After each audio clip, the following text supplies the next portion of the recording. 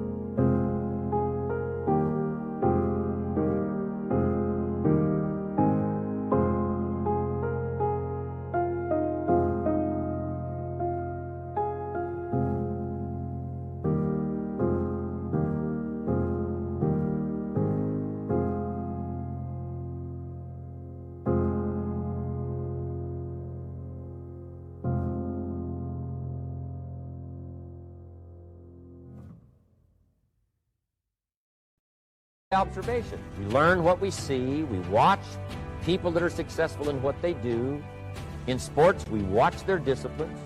In business, we watch their disciplines. By observation, what we can see. The reason I created this is something that you could see someone's experiences translated for you. Second, we learn by what we hear. Wherever you go, and learn by listening.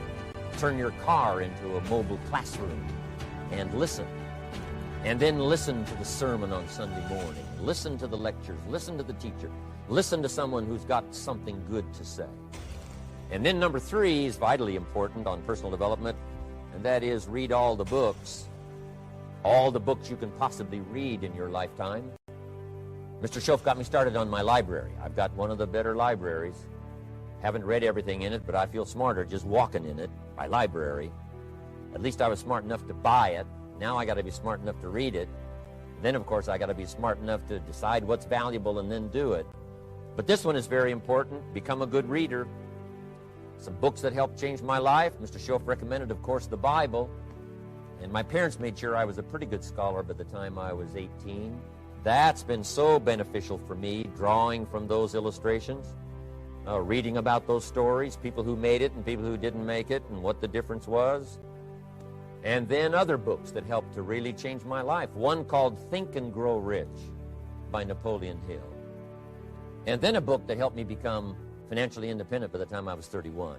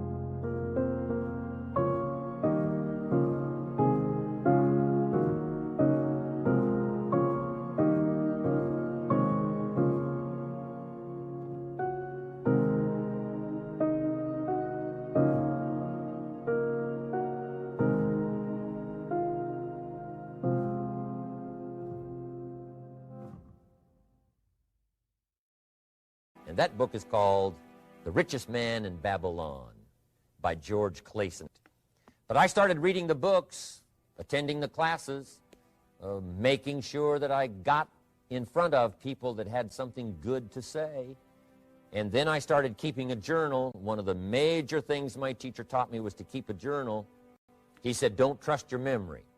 If you hear something good, just make a little note and write it down. Now, at first I took, notes on pieces of paper and torn off corners and backs of old envelopes. And it didn't serve me well, thrown in a drawer. Then I learned to keep a journal, a bound copy of all my notes. So I would suggest you do the same. Things that impress you, a poem that impresses you. When you attend a class, some of the ideas that impressed you, jot them down. If you read something in a magazine, right, some ideas, take those out, put them in your journal. Keep a good journal the rest of your life. This will serve you well. My journals make up a significant portion of my own library. And if you saw my library and saw my journals, I tell you what you'd have to say. This is the library, and these are the journals of a very serious student. No wonder Mr. Rohn is invited to lecture and speak on his experiences around the world. So I want the same thing to happen to you. Value captured that you can resort to later. Go back over it and review it and let it become valuable to you. Work harder on yourself than you do on your job. Develop the skills. Learn the lessons. Take the classes. Absorb all that is being taught to you these days.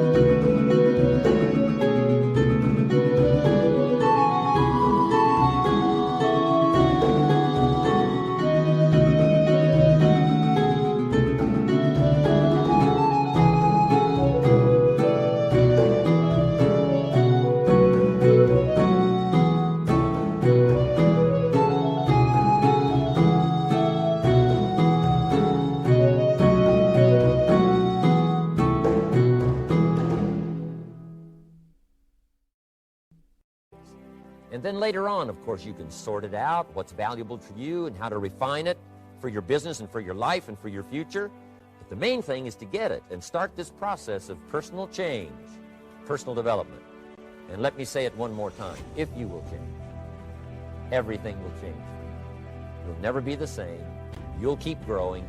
As you look back on a few months, look back on a few years, you won't believe the progress you can make economically, your relationship with your family, your friends, and whether you're in sports or economics or whatever. I'm telling you, that whole process of committing yourself for personal change, personal value, can really make your life unique and worthwhile.